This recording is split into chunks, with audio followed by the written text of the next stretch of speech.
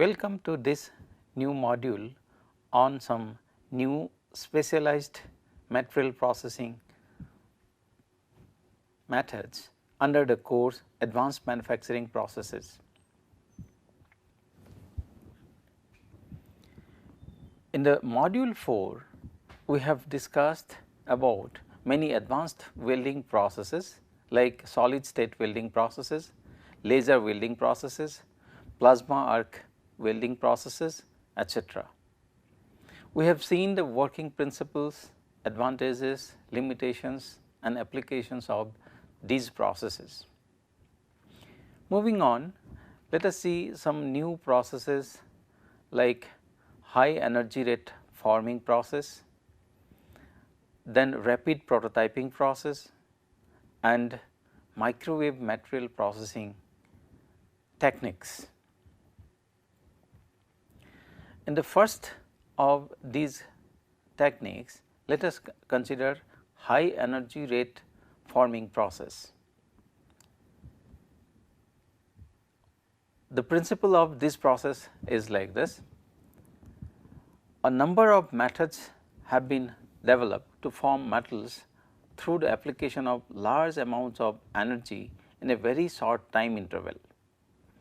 These processes are known as high energy rate forming processes.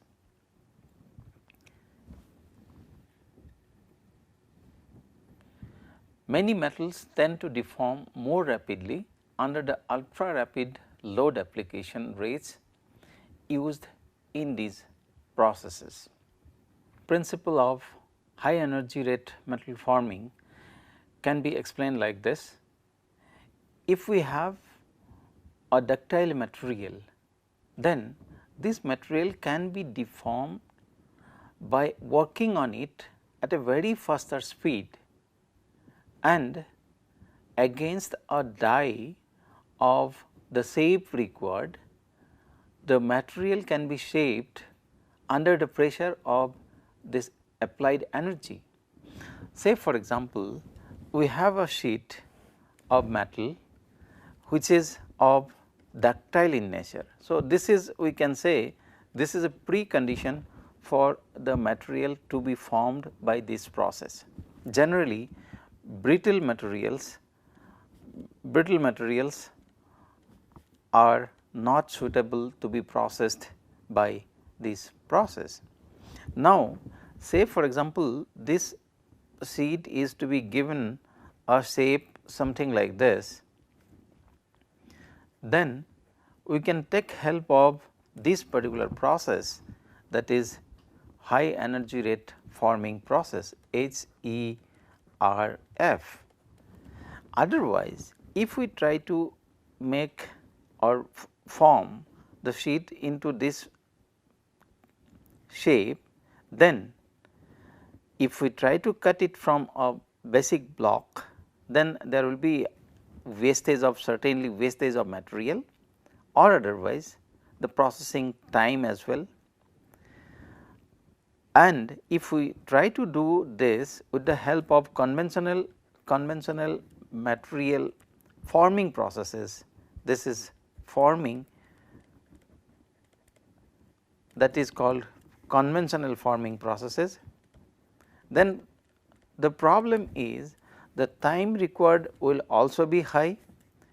Then, and another problem is the spring back problem. This is very much associated with all the conventional forming, most of the conventional forming processes applied to sheet metal forming.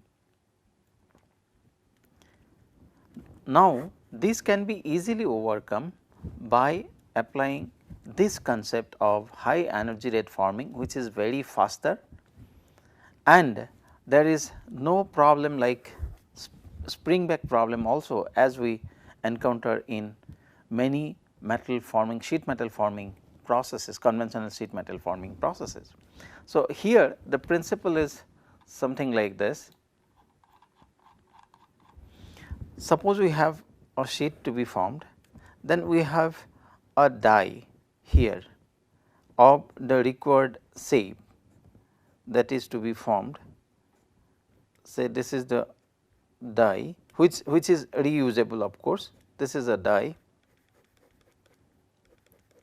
this is a reusable, and this is very firmly held here, and this is the sheet. This is, we can say, this is the work material to be shaped. Then if by somehow we can provide velocity to this sheet and allow them to impact this die at a very high rate, then it will plastically get deformed and take the shape of this die. So, this is the, we can say, die, and this is being used, this principle being used in this process. So, here what is being done is, generally there will be some explosives. So, these are explosives being used and they are being detonated suitably. So, they are detonated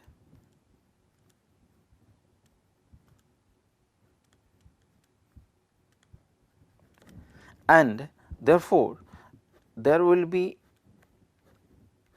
shock wave and this will cause a very high energy to be transferred and the sheet will get impacted on against this die at a very high rate and it will take the shape of this die. So, this is basically the principle of this particular process. There are different techniques for this and there are some hydraulic techniques, there are some capacitive techniques which are being employed to achieve this detonation process, or this, you can say, this is nothing but energy application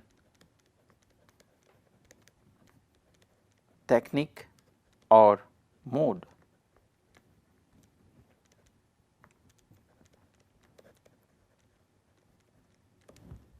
So, only this mode can be different, but the basic principle lies in this, in which a material which is basically ductile in nature, generally ductile in nature, will be formed using this high energy or high speed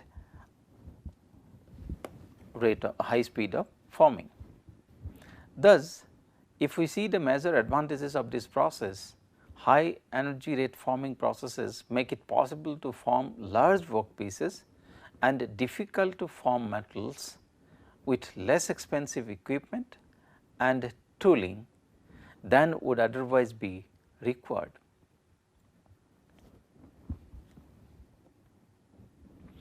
Another advantage of high energy rate forming process is that there is less difficulty related to spring back. This I have already indicated that in conventional metal forming processes, sheet metal forming processes, generally there will be a problem that is called spring back, which accounts for actually the dimensional inaccuracies or form inaccuracies. Therefore, this can be to a large extent can be eliminated in this process. This is probably associated with two factors.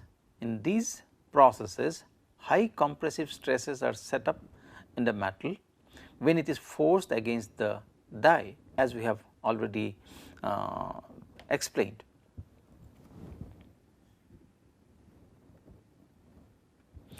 Also, little elastic deformation of the die occurs under the ultra high pressure.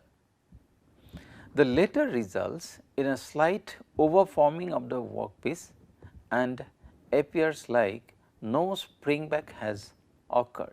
High energy rate can be obtained by 5 distinct methods. As we have already indicated, there are different techniques or modes to obtain high energy rates. So, these are: number 1, underwater explosions; number 2, underwater spark discharge, which is also called electro-hydraulic technique, then pneumatic mechanical means, then number 4 internal combustion of gas mixers, and number 5 use of rapid force magnetic fields, which is also called electromagnetic technique. Let us first of all discuss the underwater explosion technique. 3 commonly used procedures involving the use of explosive charges are free forming, cylinder forming, and bulkhead forming. While these procedures can be used for a wide range of products, they are particularly suited for parts of thick materials like 10 feet diameter elliptical dome, which is considered to be a very big material piece to be formed, and this process is found to be suitable for such huge parts to be produced.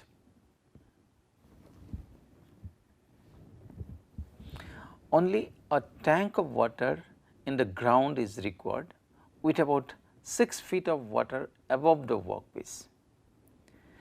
The female die can be made up of inexpensive materials such as even wood, plastic, or low melting temperature materials. A schematic of the processes are shown like this. So, this is this entire process is shown in the screen. So, this is the tank, underwater tank we can talk about, and this is where the explosive charges are put and it will be detonated later on. So, this is the workpiece or the plate to be shaped. This is the part of the die. Now, once this explosive charge is exploded, then the energy will be transferred in all directions, and this energy will cause this plate to deform and take the shape of this die. This is the basic principle of this process. Similarly, as I have already indicated earlier, if the die is like this and a cylinder having some features like this need to be produced, then what we can do is one plain cylindrical cylinder can be placed like this. Then this consists of the explosive charges can be exploded in the middle, and because of the pressure applied on this, or you can say the energy being transferred because of this explosion to take place, there will be a sudden expansion of the gases or the medium in contact with, and that medium, the energy through that medium will be transferred to this sheet of material to be worked upon, and it will get plastically deformed to take the shape of this die. So, in this case there will be a cylinder having some features like this will be produced. Similarly, suppose a dome is to be produced, hemisphere sort of dome, then the sheet is placed like this. This is the medium in which the explosion will be taking place, and the sheet will take or will plastically get deformed and take the shape of this die like this. However, if the volume of this is large, then the air or the gas entrapped in this needs to be evacuated, otherwise there will be non-uniformity on the shape. Therefore, there will be some connections through which the gas or the air entrapped here will be evacuated prior to the process, so that there will the shape inaccuracy will be minimized. Now, let us discuss another method. So, that is spark discharge method. This method uses the energy from electrical discharges to shape the metal. The electrical energy is stored in large capacitor banks and is then released in a controlled discharge either between two electrodes or across an exploding bridge wire. High energy shock waves propagate through a pressure transmitting medium and deform the workpiece material. The initiating wire can be pre-shaped and shock wave reflectors can be used to adapt the process to a variety of components. The shape between the workpiece and the die is usually evacuated before the discharge occurs to prevent the possibility of puckering due to entrapped air. The spark discharge methods are most often used for bulging operations in small parts, but parts up to 1.5 meter in diameter can also be formed. In comparison to explosive forming, the discharge techniques are easier, safer and need not be performed in remote areas, because the explosion will be generally allowed to take place inside a medium, that is liquid medium or so. Therefore, it will be generally safe to operate.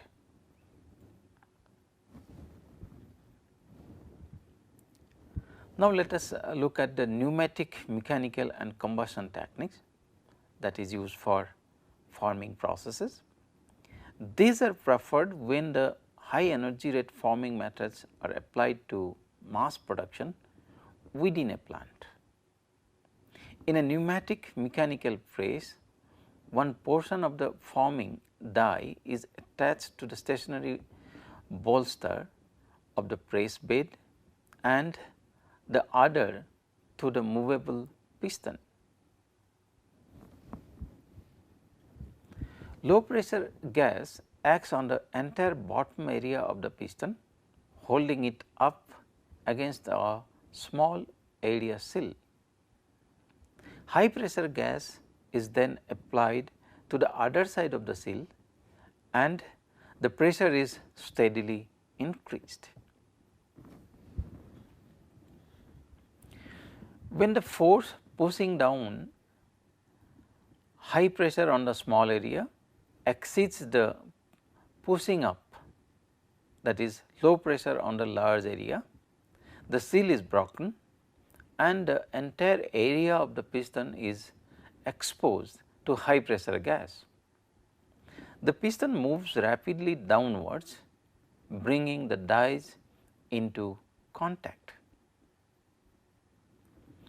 Internal combustion process operate on the same principles as that of an automobile engine. A gaseous mixture is exploded within a cylinder, causing a piston to be driven downwards in a rapid fashion. The upper segment of the forming die is attached to the bottom of the piston. Internal combustion pistons can produce die velocities up to 50 feet per second and cycle rates up to 60 strokes per minute. Either single or repeated blows can be used to form a part. Now, let us talk about another important variation in this high energy rate forming process, that is electromagnetic forming, also known as EMF. This process is based on the principle that the electromagnetic field of an induced current always opposes the electromagnetic field of the inducing current. This is a very basic principle that we know. In this method, a large capacitor bank is discharged, producing a current charge through a coiled conductor. If the coil has been placed within a conductive cylinder, around a cylinder or adjacent to a flat sheet of metal, then the discharge induces a secondary current in the workpot. This secondary current further causes it to be repelled from the coil and conform to a die or mating workpiece. The process is very rapid and is used primarily to expand or contract tubing or to permanently assemble component parts. The next figure shows some product examples of electromagnetic forming. Some other examples of electromagnetic forming processes are like coining, forming and swazing. So, these are the parts formed by using electromagnetic forming process. Then let us discuss about another process that is known as electro forming. So, the principle of this particular process goes like this. In this process, the metal is electroplated on a pre-shaped pattern or mandrel that has been fashioned from a material such as plastic, glass, pyrex or other metals such as aluminum or stainless steel. If the pattern material is non-conductive, a conductive coating is first applied. Then metals such as nickel, iron, copper or silver are plated in thickness up to 15 millimeter. When the desired thickness is obtained, the workpiece is then stripped from the mandrel.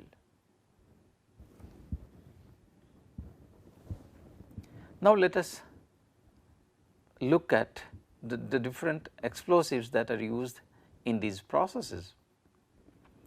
The explosives are generally substances that undergo rapid chemical reaction, during which heat and large quantities of gaseous products are evolved. That all these explosives we are well experienced of, like most of the explosives which are of very low energy, we have been using for different purposes, like in different firecrackers etc. Also some of the kinds of explosives are used. Of course, they are of low power. However, for metal working purposes, we need high power explosives. So, these explosives are these explosives can be solid like TNT, which is very popularly known as TNT. The full name is trinitrotoluene. Then it can be in the liquid form like nitroglycerin, or it can be in the gaseous form as well, like oxygen and acetylene mixers. This oxygen and acetylene, as we know, they are being often used in welding purposes. However, at certain particular conditions, both of them can cause very high explosions. Explosives are generally divided into two classes. One is low explosives, in which the ammunition burns rapidly rather than exploding. Hence, pressure buildup is not very large. It is only, you can say, one way of burning out the fuel. The other category is the high explosives. In this category, these explosives have a high rate of reaction with a large pressure buildup.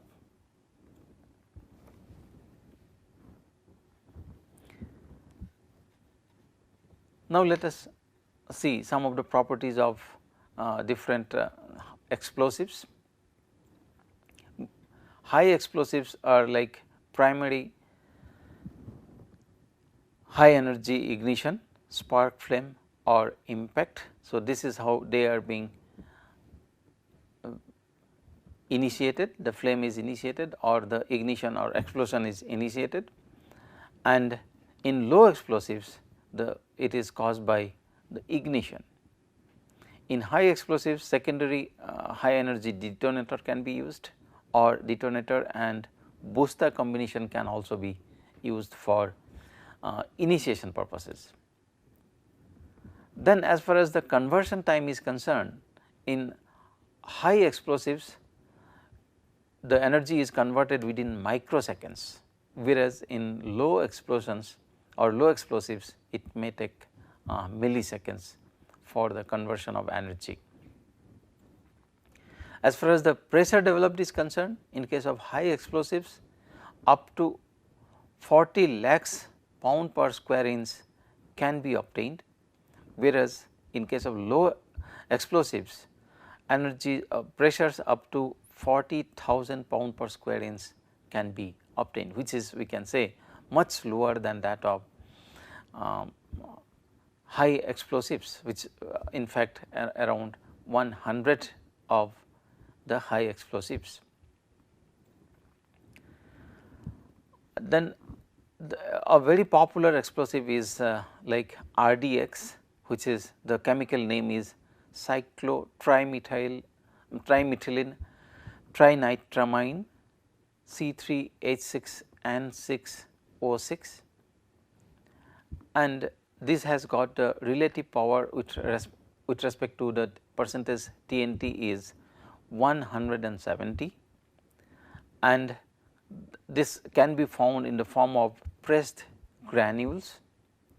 It has got the detonation velocity as high as 8,380 meter per second, and energy can be developed or released is 1270 kilojoules per kg, and the maximum pressure obtainable is 23.4 gigapascal. So, that is the indication of how powerful these explosives are. Then another popular explosive is TNT, already I have indicated, the chemical name is trinitrotoluene, chemical formula is given by C7H5N3O6, and this is relatively 100% power as far as the power ratings are compared with the TNT, it is 100% almost, and then the form of charge can be found in the cast form.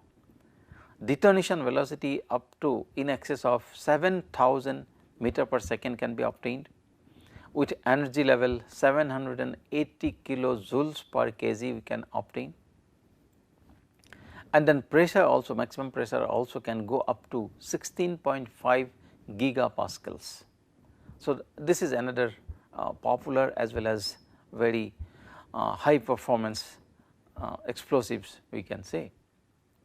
Another category is PETN, pentaerythritol tetranitrate, this is what its chemical name is, and then relative power is 170% of TNT, can be obtained in pressed granules forms, and detonation velocity can be obtained almost at the same level of RDX, that is 8,290 meter per second, and energy is also comparable to RDX, which is 1300 kilojoules per kg, and maximum pressure obtainable is 22.1 gigapascal. Another explosive used is tetryl, which has got relative power is something around 129% of TNT, then pressed granules forms it can be obtained, and detonation velocity can be obtained close to 8000 meter per second, to be precise 7835 meter per second can be obtained. Another form of like very common explosive used is blasting gelatin. So, this is almost equivalent to the TNT power, 99% of TNT.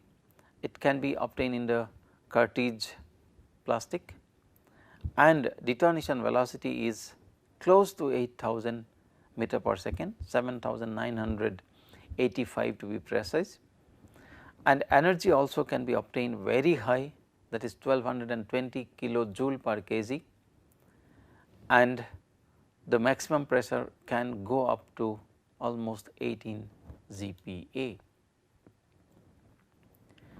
Now, let us quickly look at the advantages of explosion forming processes. Number 1, it maintains precise tolerances of the work part. It eliminates the costly welds, the controls smoothness of contours, then it reduces tooling costs. These processes are less expensive alternative to superplastic forming. Now, let us quickly look at the die materials that are being used in these processes. So, different materials are used for manufacturing of dies for explosive forming processes.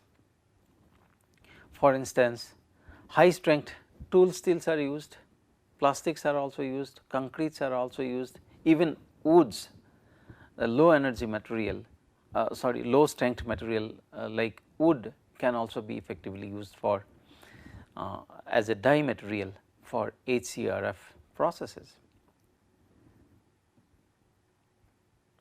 Relatively low strength dies are used for short run items and for parts where close tolerances are not very critical, while for longer runs high strength die materials are required. Calcite and plastic phase dies are employed for light forming operations, whereas tool steels, cast steels and ductile iron are used for medium requirements. Here are some die materials that is shown in the screen. One is calcite, as I have already indicated. So, this is for low pressure area and for few parts only, because of life of the die will not be that longer. Then fiberglass and calcite, they are also again used for low pressure and few parts only. Then fiberglass and concrete, again for low pressure, but since concrete is there, they can be durable and therefore, for large parts it can be used. Epoxy and concrete can be used, that is for low pressure applications and of course, for large parts. Then ductile iron, that is high pressure and many parts, so many parts it can be, it is durable. Then concrete, that is medium pressure and large parts. Now, let us see the common characteristics of this process. The process is suitable for very large sheets with relatively complex shapes, preferably axisymmetric parts, low tooling costs, but high labor costs, suitable for low quantity production, long cycle times. Now, let us talk about the transmission medium used for transmitting the energy. The energy will be produced by detonation of the explosives. Now, this energy is to be effectively transferred to the work part, which will be ultimately formed. This energy released by the explosive is transmitted through some medium. It can be air, it could be water, it could be oil, gelatin, liquid salts and so on. Water is one of the best media for explosive forming, since it is available very readily, inexpensive, and produces excellent results. The transmission medium is important regarding the pressure magnitude at the workpiece. Water is more desirable medium than air for producing high peak pressures to the workpiece. Now, let us look at the formability aspects of the material. So, formability has been defined as the ability of a sheet metal to be deformed by a specific sheet metal forming process from its original shape to a defined shape without failure. If during the forming process cracks are initiated or the material fails, then the material is said to be having very low formability. Generally, the ductile materials have got better formability. In normal explosive forming operations, the major characteristics of the work metal that determine formability, as I have already told, are ductility and toughness. In general, not to exceed the elongation as determined by the tension testing in forming a part from the same metal. The following table shows the comparison of the formability of some metals using annealed aluminum alloy 1100 as a basis. This is being shown in the screen, formability of different materials with respect to 1100 series of aluminum alloy. So, copper has got very good formability, almost matching to the standard base alloy of aluminum 1100. Then followed by almost similar is the 1010 steel, followed by 5% chromium steel, followed by Inconel 750 X 750, which has got among this the list something around 50% of that of aluminum 1100 series. Now, let us quickly note few limitations of these processes as well. These processes have high initial cost due to special equipment, dyes and energy used. Not all the materials can be used to be formed through HERF, high energy rate forming. The dye material should be strong enough to withstand the sudden shocks.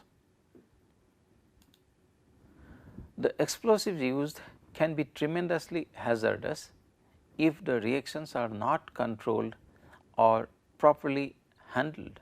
Therefore, it is generally required that the explosions being carried out inside certain medium, which will at least restrict the explosions to be spread or to affect some other systems nearby. The surface finish and tolerances are not very high. Here mostly the shape is the concern, not about the surface finish or the tolerance. Now, let us look at the applications of the process.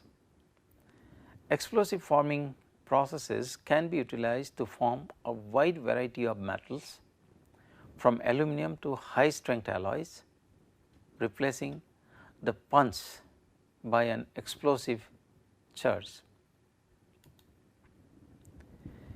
As in the case of hydroforming metals stamping processes, high energy rate forming processes exert even force over the entire surface of the metal blank. This is an advantage of this process, or clearly an edge, the uniform application of the forces over the entire sheet of the workpiece. High energy rate forming can produce components large in size with a great deal of detail and superior tolerances.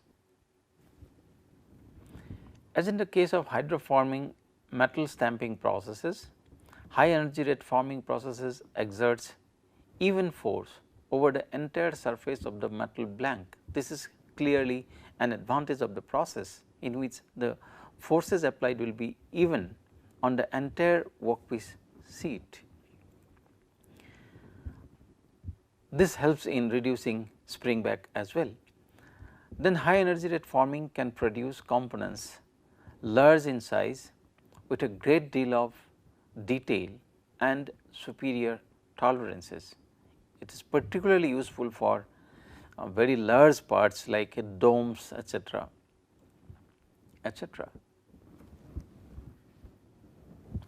The high energy rate forming processes are employed in aerospace and aircraft industries and has been successfully employed in the production of automotive related components as well. So, this is a typical component being produced by high energy rate forming processes. The dimension of the tank can talk about the complexity of carrying out or the manufacturing of this particular product, but this can be very easily manufactured by this high energy rate forming process. Of course, the tooling required becomes expensive, but the shaping becomes easier because of the process principle that we have already discussed about.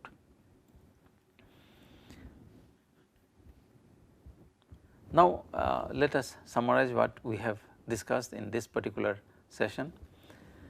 In this session, we have seen the high energy rate forming processes, the features of these processes in details, the working principles, different variants of these processes we have seen. Then we have seen the applications of these processes also. We have noted the limitations of this process and then the advantages of this process as well. We hope this session was informative as well as interesting. Thank you.